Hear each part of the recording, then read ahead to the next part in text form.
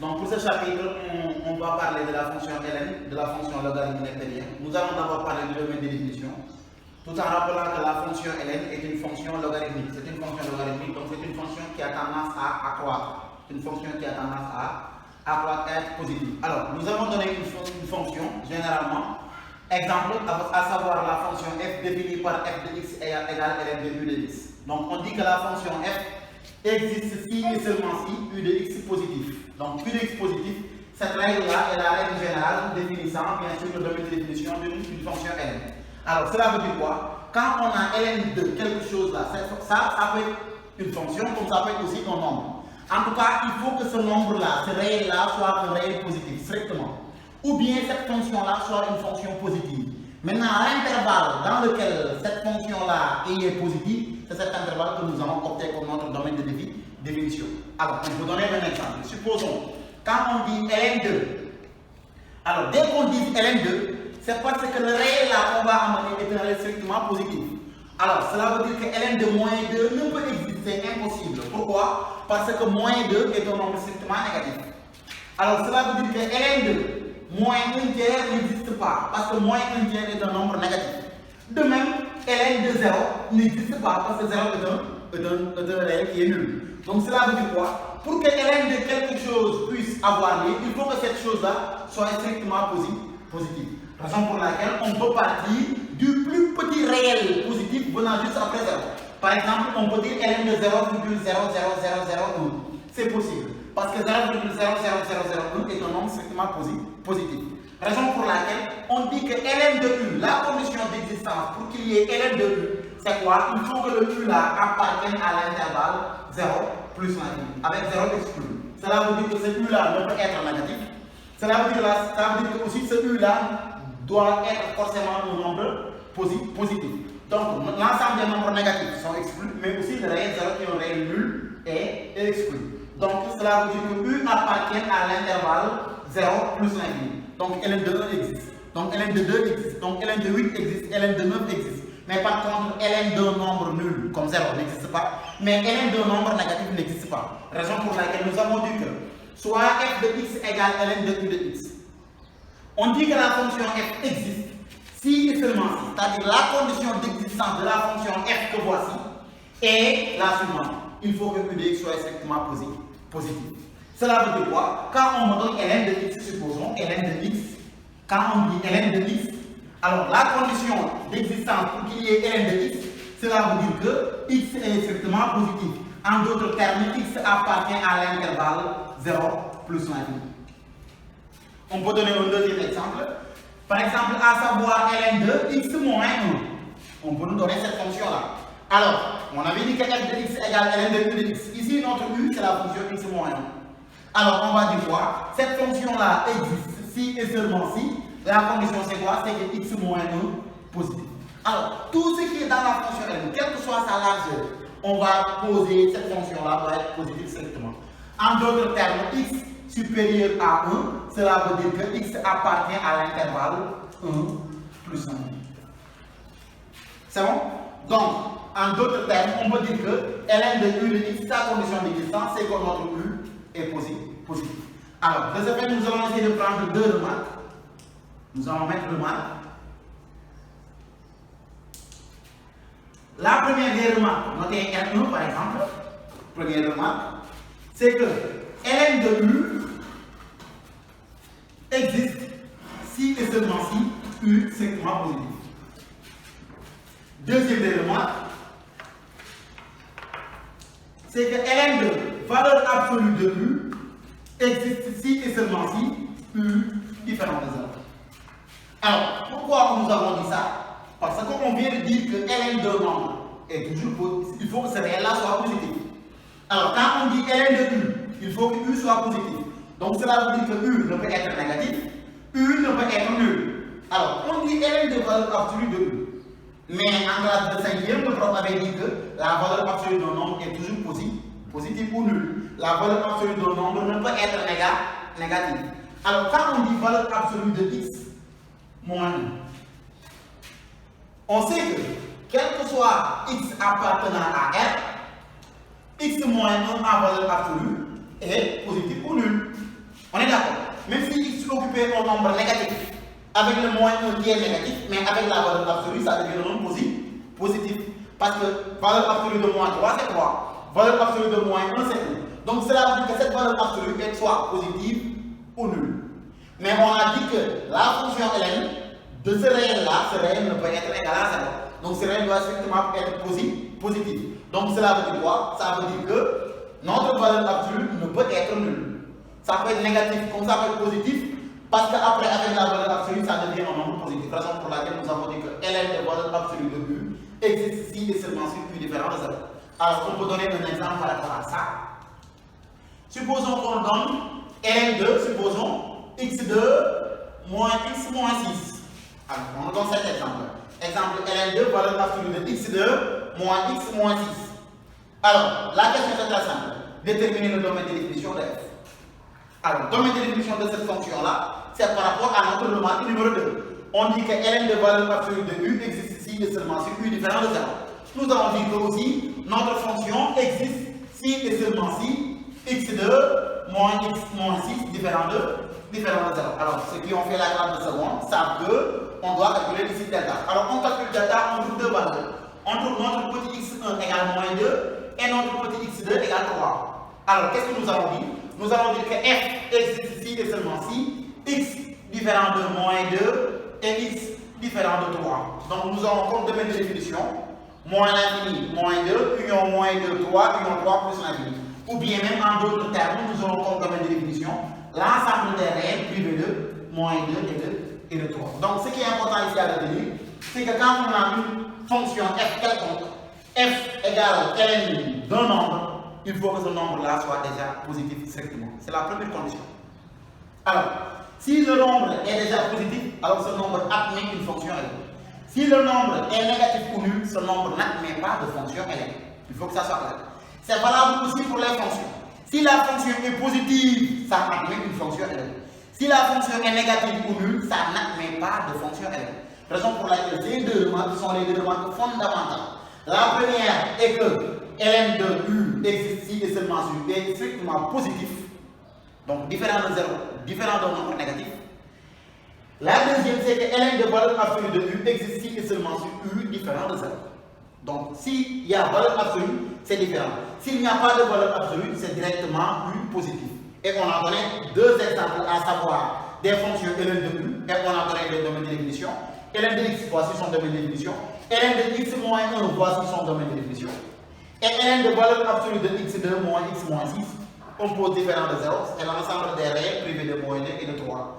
Donc, en d'autres termes, son domaine de définition peut être écrit sous forme de moins l'infini, moins 2, union, moins 2, 3, union, 3, bien sûr, plus l'infini. Comme domaine de définition de cette fonction. Cette fonction-là, voici son domaine de définition. C'est l'ensemble des réels qui appartiennent au domaine, sauf, bien sûr, moins 2 et 3. Et bien sûr, plus tard, quand on fera le calcul de limite, on verra qu'on aura, par exemple, 6 limites pour cette fonction. On aura une limite en moins l'infini, limite à gauche de moins 2, à droite de moins 2, à gauche de 3, à droite de 3, et la limite en plus l'infini. Donc, bref, pour qu'il y ait une fonction ln, il faut que ce réel-là soit strictement positif. Je profite de l'occasion pour dire que c'est valable aussi pour les réels. Donc, cela veut dire que ln de 0 n'existe pas. Ln de moins 4 n'existe pas. Parce que moins 4 est négatif, 0 est nul. Par contre, ln de 1 tiers, par exemple, ça existe bien sûr. Parce que 1 tiers est un nombre strictement positif. Donc, c'était ça pour le domaine de définition. On va essayer de faire des applications concernant le domaine de définition, juste après avoir expliqué.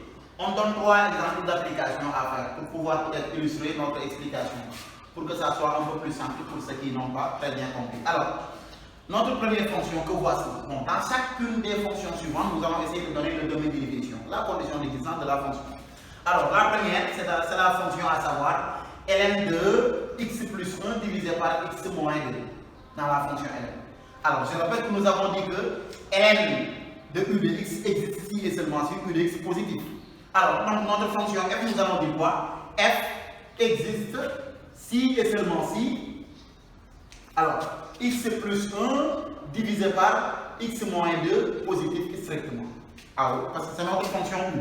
Alors, tout ce qui se trouve dans la fonction ln va être considéré comme notre fonction U. Puisqu'on a dit ln de U existe si et seulement sur U positif, alors tout ça c'est notre fonction U. Nous allons dire que x plus 1 divisé par x moins 2, tout est positif. Maintenant ça, lorsqu'on faisait la classe de première, le prof nous avait dit que nous allons poser x plus 1 égale 0, x moins 2 égale 0 pour pouvoir faire l'étude de si entre ces deux, les intervalles dans lesquels le rapport est positif.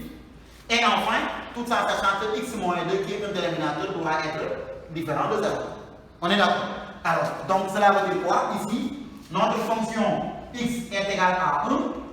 En deuxième lieu, nous aurons x égale 2, tout en sachant que x doit être différent de 2.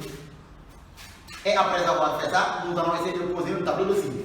Alors, le tableau de signes peut être réglé comme ça, moins l'infini jusqu'à plus l'infini. Les deux valeurs vont être posées, la plus petite c'est 1, et la plus grande c'est bien sûr, ici on a moins 1, moins 1 au lieu de 1. Alors, ici c'est moins 1, ici c'est 2.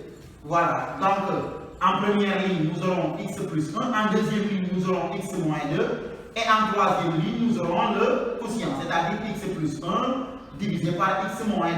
Alors, ici ce qui nous intéresse, ce ne sont pas les deux premières lignes, mais c'est la troisième ligne. C'est la troisième ligne qui donne bien sûr le signe du rapport. On est d'accord? Alors, x plus 1 s'annule en moins 1, le signe de la variable positive. X moins 2 s'annule en 2, le signe de la variable positive. Et on fait le rapport des signes, c'est-à-dire la multiplication des signes. Donc ici, on aura plus, parce qu'il y a deux signes moins. Ici, il y a moins, ici, il y a plus. Alors, nous allons regarder en troisième ligne quels sont les intervalles, ou bien quel est l'intervalle dans lequel, ou bien dans lesquels nous avons une fonction qui est positive. Donc, ce sont les intervalles moins l'infini jusqu'à moins 1, union, ou bien la réunion de cela, par rapport à l'intervalle 2 plus l'infini.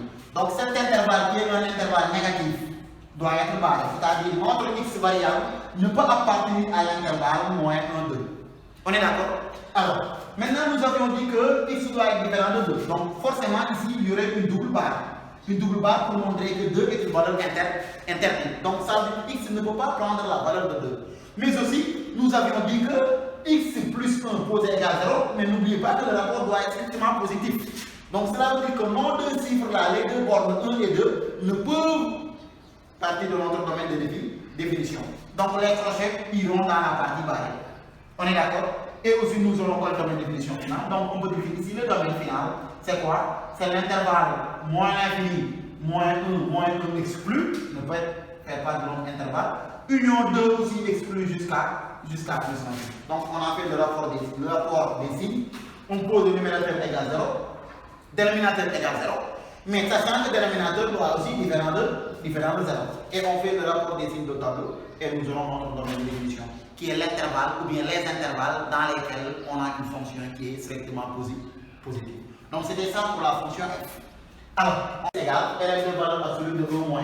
Alors, sachant que nous avions dit que ln de valeur absolue de u existe si et seulement si u différent de 0. Donc notre u c'est quoi? C'est x moins 1. Donc nous allons dire quoi? G est une fonction qui existe si et seulement si x moins 1 différent de 0. C'est la seule et unique condition pour laquelle la fonction g va exister. En d'autres termes, la variable x doit être différente de 1. Alors, x différent de 1, ça veut dire quoi? Que x peut prendre toutes les valeurs de r du moins, sauf 1. Donc, ça veut dire qu'en d'autres termes, nous aurons un domaine de g défini par r privé de 1. L'ensemble des réels sauf 1. Ou bien, moins l'infini, 1 exclu union 1 plus l'infini. Donc, c'est ça qui va être notre domaine de définition pour ce genre de fonction, parce qu'on a dit x moins 1 différent de 0, car on a une valeur absolue dans la fonction ln. Nous avons une fonction h de x qui est définie par h de x égale ln de 1 plus x le tout divisé par x. Alors, on fera la même chose. Donc, nous allons essayer de considérer 1 plus x le tout divisé par x comme notre fonction u. C'est bon? Alors, nous dirons quoi? Que h existe, notre fonction h existe si et seulement si 1 plus x le tout divisé par x est positif. Comme d'habitude, tout ce qui est dans la fonction ln doit être positif. Mais aussi, ça vous voit comme notre condition ici, nous dirons que 1 plus x égale 0. X égale 0 qui est le dénominateur, sachant que x doit être différent de 0. Alors, ces deux premières lignes sont posées pour pouvoir faire l'étude de signes. Mais cette troisième ligne-là, c'est une condition aussi qui doit venir. C'est là qu'on on est d'accord. Alors, donc ça veut dire que, en d'autres termes, nous aurons x égale moins 1, x égale 0, sachant que x doit être différent de 0. Alors, ces deux variables, ces deux valeurs, moins 1 et 0, devront être posées dans notre tableau de suite. Donc, nous aurons un tableau comme ça. Variable de moins l'infini, ensuite moins 1, 0 et enfin plus l'infini. La première ligne, c'est 1 plus x, la deuxième ligne, c'est x, et la troisième ligne, c'est le rapport entre 1 plus x divisé par x. Voilà, donc voici notre tableau de suite. Alors, pour la première ligne, la première fonction, 1 plus x est une fonction s'annulant en moins 1. Le signe de la variable est positif, donc positif ici, négatif de l'autre côté. X qui s'annule en 0, x étant une variable positive, donc ça veut dire que moins de l'autre sens, et on fera le rapport des signes, comme tout de suite on l'avait montré. Donc ici nous aurons une fonction positive, négative sur cet intervalle et positive sur l'autre intervalle. Nous allons essayer de voir quels sont les intervalles dans lesquels on a une fonction positive, c'est l'intervalle moins l'infini, moins 1, et 0 plus l'infini. Sachant que x doit être différent de 0, donc ici il y aurait une double barre en 0. Mais aussi, x ne peut prendre la valeur de 1, parce qu'on avait dit que cette fonction doit être strictement positive. Alors, quand on dit qu'une fonction est strictement positive, l'ensemble des valeurs qui vérifient la fonction ne peuvent faire partie de notre solution.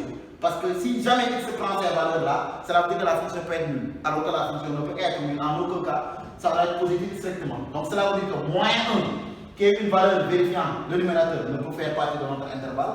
0, qui est une valeur vérifiant aussi notre dénominateur, ne peut faire partie de notre résolution. Donc, en définition, nous aurons quoi? Comme domaine de définition de la fonction h, nous aurons moins l'infini jusqu'à moins 1, union, 0 comme ça, jusqu'à plus l'infini. Donc, c'est notre domaine de définition, parce que tout simplement, moins 1 et 0 ne peuvent appartenir au domaine. Donc, ces deux exemples-là, ce sont deux exemples qui peuvent illustrer pour n'importe quelle fonction ayant bien sûr numérateur et dénominateur, c'est-à-dire une fonction rationnelle qui est mise dans une fonction L. Peu importe, l'essentiel est qu'on ait ln2 par exemple, p de x divisé par q de x. Tant qu'on a cette fonction-là, ln2 p de x sur q de x, nous allons poser p de x égale 0, q de x égale 0, faire le rapport des signes, voir les intervalles dans lesquels le rapport est positif. Donc c'est ça qui va être notre domaine de définition.